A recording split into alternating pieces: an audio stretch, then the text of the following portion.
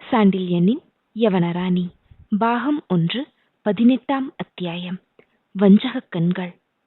ராணிதான் புகாரை காப்பாற்ற முடியும். பிரம்மானந்தரின் விந்தையான இந்த சொற்கள் இளஞ்செழியனின் சிந்தையிலே மூட்டிவிட்ட ஏளன சிரிப்பு அவன் இதழ்களிலும் சற்றே விரிந்தது. யவன குருமார்கள் சோதிடத்தை நம்பி பூம்புகாரில் யவன அரசை நிறுவ வந்த ராணிதான் தமிழர்களின் அந்த மாபெரும் துறைமுக நகரத்தை காப்பாற்ற முடியும் என்றால் அதைவிட விபரீத நிலை வேறொன்று இருக்க முடியாது என்று இளஞ்செழியன் மட்டுமல்ல, கூட இருந்த குமரன் சென்னியும் ஹிப்பலாசும் கூட தீர்மானித்துக் கொண்டார்கள். புகாரை காப்பாற்றுவதற்காகவே யவனர்கள் போராட முக்கிய சின்னமொன்று இருக்கக்கூடாது என்பதற்காகவே புகாரிலிருந்து பல கஷ்டங்களுக்கிடையில் சிறையெடுக்கப்பட்ட யவனராணியின் கையில்தான் பூம்புகாரின் பிற்காலம் இருக்கிறதென்றால் அந்த பிற்காலம் கண்டிப்பாய் தமிழ்நாட்டின் பொற்காலமாக இருக்க முடியாது என்பதை படைத்தலைவனும் அவனது போர் தோழர்களும் சந்தேகத்துக்கு இடமின்றி புரிந்து கொண்டார்கள். இந்த நிலையில் பிரம்மானந்தர் முகம் மட்டும் ஏதோ ஒரு புது வழியை கண்டுபிடித்து விட்டது போல் பூரிப்படைந்திருப்பதன் காரணத்தை மாத்திரம் அவர்களால் புரிந்து கொள்ள முடியாததால் குமரன் சென்னி கேட்டான், ராணியால் தான் புகாரை காப்பாற்ற முடியும் என்றால் புகார் நம் கையை விட்டு போன மாதிரிதானே என்று. பிரம்மானந்தர் சிறிதும் யோசிக்காமலே பதில் சொன்னார், இல்லை என்று மிக திட்டமாக. இதை கேட்ட இளஞ்செழியன் முகத்திலும் வியப்பு தாண்டவமாடவே அவனும் குறுக்கே பாய்ந்து, என்ன அவ்வளவு திட்டமாக சொல்கிறீர்கள் பிரம்மானந்தரே என்று வினவினான். காரணங்கள் இருக்கின்றன, ஆனால் அதை ரகசியத்தில் பேசுவோம் வா என்று இளஞ்செழியனையும் மற்ற 2 உதவி படைத்தலைவர்களையும் அழைத்துக் கொண்டு பின்கட்டு கூடத்துக்கு சென்றார் பிரம்மானந்தர். மறைவிலிருந்து இந்த சம்பாஷணையை கேட்டுக்கொண்டிருந்த டைபீரியஸுக்கும் அவர்களை தொடர வேண்டும் என்றும் அவர்கள் சொல்வதை கேட்க வேண்டும் என்றும் ஆசையாகத்தான் இருந்தது.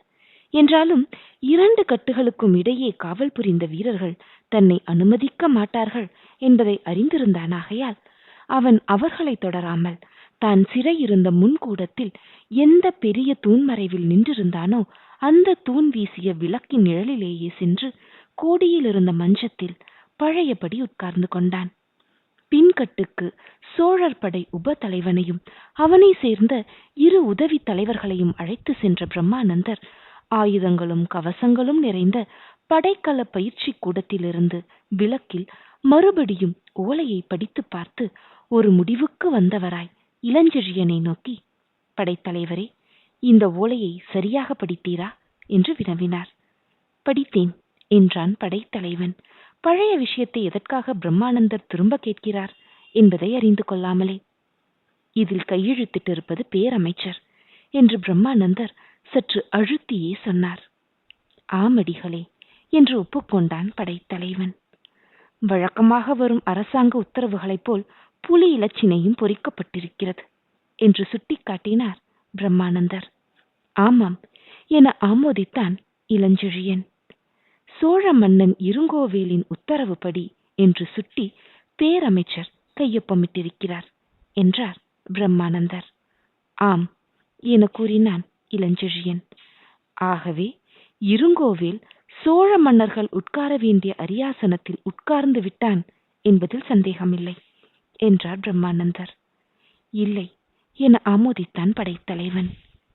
ஆகவே இது அரச சாசனம். யவனர்கள் தனது அரசுக்கு உறுதுணையாய் நிற்பதனால் அவர்கள் வாணிபம் பெருவாரியாக உள்ள பூம்புகார் நகரை அவர்களுக்கு சன்மானமாக வழங்குவதாகவும் எந்த யவன தலைவனை யவனர்கள் ஒப்புக்கொள்கிறார்களோ அவனை புகாரின் குறுநில மன்னனாக ஒப்புக்கொள்வதாகவும் இந்த சாசனம் கூறுகிறது என்று கூறினார் பிரம்மானந்தர். ஆம் என கூறினான் படைத்தலைவன். இத்தகைய சாசனத்தை ஏன் ராணி ஏற்கவில்லை? எதற்காக மறைத்தாள்? இந்த ஓலையோ கோட்டை தலைவனுக்கு எழுதப்பட்டிருக்கிறது. அப்படி இருக்க அவனுக்கும் இதன் விவரங்கள் தெரிந்திருக்க வேண்டும். அப்படியானால் அவன் ஏன் இந்த விவரங்களை டைபீரியஸிடம் சொல்லவில்லை? ராணி இங்கு வந்த பின்புதானே டைபீரியஸ் இங்கு வந்தான் என கேட்டார் பிரம்மானந்தர். கேள்வி மேல் கேள்வியாக பிரம்மானந்தர் அடுக்கியதை கேட்ட படைத்தலைவன் மட்டுமன்றி குமரன் சென்னியும் ஹிப்பலாசும் கூட விடை காணாமல் தவித்தார்கள். பிரம்மானந்தர் நீண்ட நேரம் மௌனம் சாதித்து ஏதேதோ யோசித்துவிட்டு சொன்னார். படைத்தலைவரே, ராணி மட்டும் இஷ்டப்பட்டிருந்தால் இந்த ஓலைப்படி அவள் இன்று பூம்புகாரின் ராணியாய் இருந்திருக்கலாம். ஆனால் அவள் ஓலையை மறைத்ததன்றி டைபீரியஸிடம் ஓலையை பற்றி சொல்ல வேண்டாம் என்று கண்டிப்பான உத்தரவிட்டு கோட்டை தலைவன் வாயையும் கட்டியிருக்கிறாள். நீங்கள் அவளை சிறையெடுத்த போது இஷ்டப்பட்டு கூடவே வந்திருக்கிறாள். மேலே பேசப்போன பிரம்மானந்தரை தடுத்த இளஞ்செழியன், ஆம், அதை அவளே சொன்னாள் என்று கூறினான். பிரம்மானந்தர் உதடுகளில் புன்முறுவல் தவழ்ந்தது. அவள் சொல்லாமலே எனக்கு தெரியும் அவள் நடவடிக்கையின் காரணம். தமிழ்நாட்டின் அபாயமான காலத்தில் அவள் தமிழருக்கு செய்திருக்கும் இந்த உதவி மகத்தானது என்று கூறிய அடிகள், படைத்தலைவரே, நாட்டின் நிலை உமக்கு புரிகிறதல்லவா என்று கூறினார். சந்தேகமற புரிகிறது என்றான் படைத்தலைவன். தாயாதி காய்ச்சல் என்றார் பிரம்மானந்தர். தமிழ்நாட்டை அடிமைப்படுத்த முயலுகிறது என பதிலுரைத்தான் படைத்தலைவன். இருங்கோவேல் இளஞ்சேட் சின்னியின் தாயாதி சமயம் பார்த்து அரசரையும் அகற்றி இளவலையும் மறைத்து விட்டான் என்றார் பிரம்மானந்தர். அரசர் இறந்தது மேற்கொண்டு பேச மாட்டாமல் திகைத்து நின்றான் படைத்தலைவன். அரசர் இறக்கவில்லை, அழிக்கப்பட்டார். அரசுக்காக கொலை புரிவது வரலாற்றில் காணப்படாத புதுமை அல்ல படைத்தலைவரே. நமக்கு தெரிய வேண்டியதெல்லாம் இளவரசர் எங்கிருக்கிறார் என்பதுதான் என்றார் பிரம்மானந்தர். இளவரசர் கொல்லப்படவில்லை என்பது தங்களுக்கு எப்படி தெரியும் என கேட்டான் இளஞ்செழியன். திருமாவளவன் கொல்லப்பட்டிருந்தால் நாட்டில் இத்தனை நேரம் புரட்சி கிளம்பியிருக்கும். அரசர் அழிவும் நேரடியாக நடந்திருக்காது. மக்கள் கண்களில் மண்ணை தூவியிருக்கிறான் இருங்கோவேல். அரசர் இறப்பு விபத்து என விளம்பரப்படுத்தப்பட்டிருக்கும். இளவரசர் மறைவுக்கு காரணம் கூறப்பட்டிருக்கும். உணவை ஜீரணம் செய்ய இஷ்டப்படுபவன் சிறிது சிறிதாகத்தான் உண்பான். முதலில் அரசர், பிறகு இளவரசர். இப்படித்தான் நடக்கும். இளவரசர் ஒன்று விஷயம் அறிந்து தப்பியிருக்க வேண்டும், அல்லது சிறையிருக்க வேண்டும் என்றார் பிரம்மானந்தர். அதை அறிவது எப்படி என கேட்டான் இளஞ்செழியன். வழி இருக்கிறது படைத்தலைவரே. இருங்கோவேல் மிக சாமர்த்தியமாக வேலை செய்கிறான். புகாரை அவன் யவனர்களுக்கு ஏன் கொடுக்கிறான் தெரியுமா என கேட்டார் பிரம்மானந்தர். ஏன் என கேள்வி எழுப்பினான் இளஞ்செழியன். எதிர்ப்பை சமாளிக்க. வானகரை தளத்தை பற்றி அவனுக்கு நன்றாக தெரியும். சோழ மன்னரிடம் உமக்குள்ள பக்தியையும் நன்றாக அறிவான். எதிர்கரையில் ஒரு பலமான விரோதியை தடுக்க பிற நாட்டாருக்கு அளிக்கப்படும் சன்மானம் புகார். இதில் அவன் தனியாக எதுவும் செய்யவில்லை என்றார் பிரம்மானந்தர். வேறு யார் துணை என கேட்டான் இளஞ்செழியன். வேறு யார்? சோழர் பெருமையால் பொறாமை கொண்ட இருவர், சேரமானும் பாண்டிய மன்னனும் என்றார் பிரம்மானந்தர். சேரமான் பெருஞ்சேரலாதன் கூடவா? இதை கேட்டு சில வினாடிகள் வாயடைத்து நின்ற இளஞ்செழியன் படைத்தலைவன் சொற்களிலும் பார்வையிலும் துளிர்த்த அவநம்பிக்கை ஹிப்பலாஸ், குமரன் சென்னி இவர்கள் முகங்களிலும் சுடர்விட்டது. மூவர் முகக்குறியையும் கண்ட பிரம்மானந்தர், சந்தேகம் வேண்டாம் படைத்தலைவரே. பிரதிதினம் வாணிபத்தாலும் படைபலத்தாலும் வீரர்கள் செறிவாலும் வலுவடைந்து வரும் சோழ நாட்டைக் கண்டு சேர மன்னனும் பாண்டிய பெருமானும் வாளாவியிருப்பார்கள் என்று எண்ணுவதைப் போல் அரசியல் அறிவு சூனியம் வேறெதுவும் இருக்க முடியாது. புகார் ஏற்பட்ட பின்பு கொட்கையில் யவனர் வாணிபம் குறைந்தது. சேரமானின் மேற்கு கடற்கரையில் திண்டியின் மகத்துவமும் முயற்சியின் முக்கியத்துவமும் மறைந்தன. இதை இரு மன்னர்களும் பொறுப்பார்களா? இல்லை படைத்தலைவரே, இல்லை. அவர்கள் கடைக்கண் பார்வை இல்லாமல் இச்சதி நடக்கவில்லை.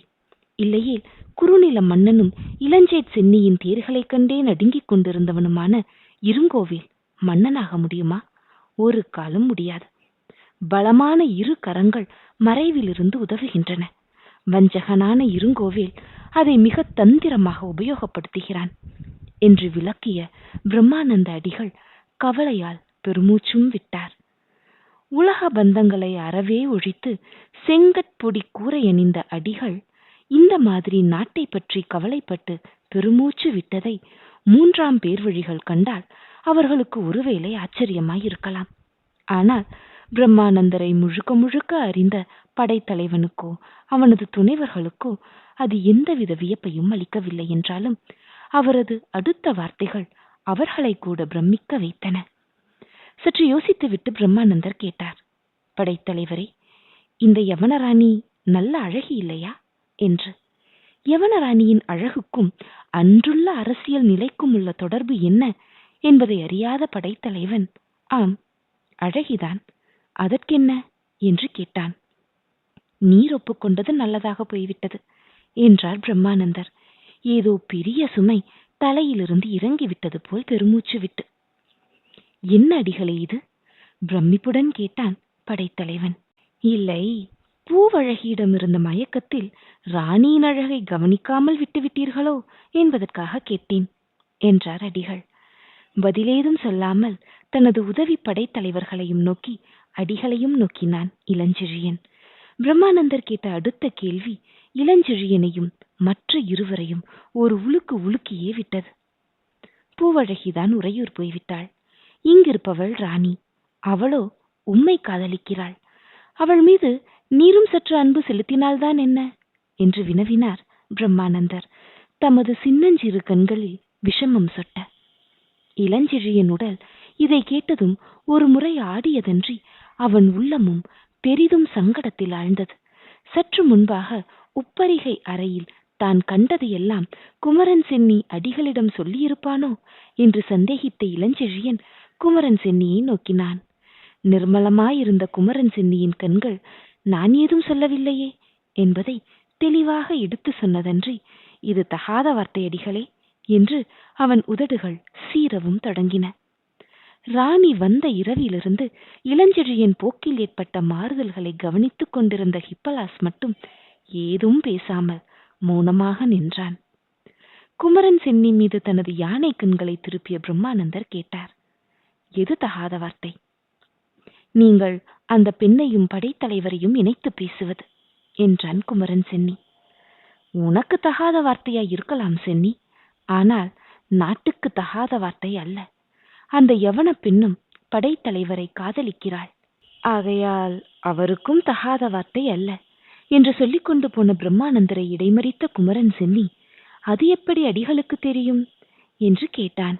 தான் அறையில் கண்ட காட்சியை மனதிற்குள் எண்ணி சிரித்துக் கொண்டு, ஆனால் வெளிக்கு மட்டும் வெறுப்பை காட்டி, என் ஆசிரமத்தில் படைத்தலைவர் அவளை அழைத்து கொண்டு வந்த சமயத்தில் அவள் கண்களை கண்டேன். அவள் படைத்தலைவர் மீது நாட்டிய பார்வையை பார்த்தேன் என்றார் பிரம்மானந்தர். பெண்களின் கண்களிலிருந்தே உள்ளத்தை அறியும் வித்தை துறவரத்தில் இருக்கிறதோ என்று குமரன் சென்னி வினவினான். எந்த அறத்திலும் மனோதத்துவம் முக்கியம் சென்னி. அதை அறியும் சக்தி துறவிகளுக்கு உண்டு. அந்த சக்தி உங்களை விட எனக்கு அதிகம் இருப்பது தற்சமயம் நாட்டுக்கு பயன்படுகிறது என்று கண்டித்து பேசிய பிரம்மானந்தர், இப்படி வாருங்கள், உட்கார்ந்து பேசுவோம் என்று பக்கத்தில் இருந்த மஞ்சத்தில் உட்கார்ந்து கொண்டு அவர்களையும் உட்கார சொல்லி தமது திட்டத்தை விவரிக்க தொடங்கி, படைத்தலைவரே, புகாரை யவனர்களுக்கு சாசனம் செய்த பத்திரத்தை உமது மீதுள்ள ஆசையினால்தான் ராணி மறைத்து விட்டாள். டைபீரியஸுக்கு மட்டும் அது முன்னதாக தெரிந்திருந்தால் பறையறிவித்து புகாரை கைப்பற்றியிருப்பான். அப்படி செய்திருந்தால் ராணி புகாரை அடைந்திருப்பாள். ஆனால் உம்மை இழந்திருப்பாள். இரண்டையும் கைப்பற்றுவது அவள் திட்டம். அதில் ஒன்றை காப்பது நமது திட்டம். ஆகவே ராணியை கைவிட வேண்டாம் படைத்தலைவரே என்றார். அப்படியானால் பூவழகி என்று படைத்தலைவன் முணுமுணுத்தான். அவளை பற்றி பிறகு கவனிப்போம். எப்பொழுது பூவழகியை விடுதலை செய்து இருங்கோவில் அழைத்து கொண்டு சென்றிருக்கின்றானோ அப்பொழுது பூவழகியின் தந்தை மாரப்பவேலும் இருங்கோவேலுடன் இணைந்திருக்க வேண்டும் என்றார் பிரம்மானந்தர். சதியிலா என கேட்டான் இளஞ்செழியன். ஆம் என கூறினார் பிரம்மானந்தர். இருக்காது, ஒரு காலம் இருக்காது. அவர் நாணயம் தவறாதவர் என்றான் இளஞ்செழியன். பொறுத்து பார்ப்போம். தந்தை உறையூரில் இல்லாவிட்டால் பூவழகி எதற்காக உறையூருக்கு போக வேண்டும் என்று கேட்ட பிரம்மானந்தருக்கு பதில் சொல்ல முடியாமல் திகைத்தான் படைத்தலைவன். பிரம்மானந்தர் அவனை சமாதானப்படுத்த தொடங்கி, படைத்தலைவரே, சொந்த உணர்ச்சிகளை, பாச பந்தங்களை உதற வேண்டிய வேலை இது. நாடு அபாயமான நிலையில் இருக்கிறது. அதன் நன்மைக்கு பூவழகி பலியாக வேண்டும் என்றால் அவளை பலியிட வேண்டியதுதான். இப்பொழுது நாட்டுக்கு நலம் புரியக்கூடியவள் ராணி. அவளை வசப்படுத்த முயல வேண்டும். நாம் எல்லோருமே அரசியல் சதுரங்கத்தின் காய்கள். விதி நகர்த்தும் வழியில் நகர வேண்டும். நீங்கள் நாளையே கருவூர் புறப்பட வேண்டும் என்று அறிவித்தார். எதற்கு என்று கேட்டான் படைத்தலைவன். இரும்பிடர் தலையாரை சந்திக்க என்றார் அடிகள். யார்? திருமாவளவன் மாமனையா என கேட்டான் இளஞ்செழியன். ஆம் என கூறினார் பிரம்மானந்தர். எதற்காக என கேட்டான் இளஞ்செழியன். அவர்தான் சமீப காலம் வரை உறையூரில் இருந்திருக்கிறார். அவருக்குத்தான் உண்மை அரசியல் நிலை தெரியும் என்றார் பிரம்மானந்தர். கருவூரில் என கேட்டான் இளஞ்செழியன். மறைந்து வசிக்கிறார் என கூறினார் பிரம்மானந்தர். நிச்சயமாக தெரியுமா உங்களுக்கு என கேட்டான் இளஞ்செழியன். தெரியும், அவர் இருக்கும் இடமும் அறிவேன் என்றார் பிரம்மானந்தர். எங்கிருக்கிறார் என கேட்டான் இளஞ்செழியன். கருவூருக்கு வடதிசையில் இருக்கும் சமண மடத்தில் என கூறினார் பிரம்மானந்தர். யார் தலைவர் அதற்கு என கேட்டான் இளஞ்செழியன். எனக்கு வேண்டிய ஒருவர். அவரே எனக்கு தகவல் அனுப்பினார். ஆகவே நீர் கருவூருக்கு கிளம்பும். இரும்பிடர் தலையாருக்கு ஒரு ஓலை தருகிறேன். அதை அவரிடம் கொடும். அதில் என் திட்டம் பூரணமாக இருக்கும் என்று கூறிய பிரம்மானந்தர், உம்முடன் ராணியையும் அழைத்து செல்லும் என்றார். ராணி எதற்கு அடிகளே என்று கேட்டான் படைத்தலைவன். காரணமில்லாமல் நான் எதையும் சொல்லவில்லை படைத்தலைவரே. நீர் ராணிக்கு கொடுத்துள்ள வாக்குப்படி டைபீரியஸை உடனே விடுதலை செய்தாக வேண்டும். டைபீரியஸ் புகாரில் யவனர்களை திரட்டி ராணியை மீட்க முயலும் முன்பாக ராணி அவன் கைக்கு எட்டாத தூரத்தில் இருக்க வேண்டும். அவள் இஷ்டப்பட்டு உங்கள் ஒருவருடன் தான் வருவாள். அடுத்த சில மாதங்களில் சோழ மண்டலத்தின் கதி அல்ல, தமிழ்நாட்டின் தலைவிதியே தீர்மானிக்கப்படும். அதை வகுப்பதில் ராணி ஒரு முக்கிய பாத்திரம். அவள் உமது கையிலிருந்து நழுவாமல் பார்த்துக்கொள்ளும் என்று கூறிய பிரம்மானந்தர் காவல் வீரர்களை கூப்பிட்டு எழுது கருவிகள் கொண்டு வந்து ஓலையொன்றை எழுதி முடித்து முத்திரையையும் வைத்தார். படைத்தலைவனிடம் அதை ஒப்படைத்த பிரம்மானந்தர், படைத்தலைவரே, உம்மிடம் இப்பொழுது நான் ஒப்படைப்பது ஓலை அல்ல, தமிழகத்தின் தலைவிதி. இதை திருமாவளவன் மாமனிடம் ஒப்படையும். இது எதிரிகள் கையில் விழுவதை விட உமது உயிரை விடுவதே மேல். டைபீரியஸை விடுதலை செய்து அவன் இங்கிருந்து படகேறிய மறு வினாடி நீரும் ராணியும் கருவூருக்கு புறப்பட வேண்டும் என்று கூறிய பிரம்மானந்தர், குமரன் சென்னி, டைபீரியஸை விடுதலை செய்து படகில் ஏற்றி வா. அவன் செல்வதை ராணியும் படைத்தலைவரும் பார்க்கட்டும். அதே சமயத்தில் இவர்கள் செல்ல இரு புரவிகளும் தயாராகட்டும் என்று அவனுக்கு உத்தரவிட்டார். அடிகள் சொற்படியே அனைத்தும் நடந்தன. அவர் உத்தரவின்படி ராணியுடன் கருவூர் சமண மடத்தை 3வது நாளிரவு அடைந்த இளஞ்செழியனை சமணமட தலைவரே வாயிலில் நின்று வரவேற்றார். படைத்தலைவன் காலத்தை ஓட்டாமல் கேட்டான், இரும்பிடர் தலையார் எங்கிருக்கிறார் என்று. உள் மண்டபத்தில் புத்தர் பிரான் திருவுருவத்துக்கருகில் அமர்ந்திருக்கிறார் என்று கூறிய சமணத்துறவி படைத்தலைவனையும் ராணியையும் உள்ளே அழைத்து சென்றார். ஆஜானுபாகுவான ஒரு மனிதன் புத்த பகவானுக்கு எதிரே மண்டியிட்டு வணங்கி கிடந்தான். படைத்தலைவர் வந்திருக்கிறார் என்றார் சமணத்துறவி பின்புறமிருந்தே. தலையை திருப்பாமலே கையை நீட்டினான் அந்த மனிதன். ஓலையை அவனுடைய கையில் வைக்கும்படி சமணத்துறவி சைகை செய்யவே கச்சையில் இருந்த பிரம்மானந்தர் ஓலையை எடுத்து அவன் கரத்தில் வைத்தான் இளஞ்செழியன். அந்த மனிதனும் புத்த பகவானை வணங்கிய தோரணையிலேயே முத்திரை ஓலையை பிரித்து படித்துவிட்டு மெல்ல சிரித்தான். பிறகு எழுந்திருந்து இளஞ்செழியனை நோக்கி திரும்பினான்.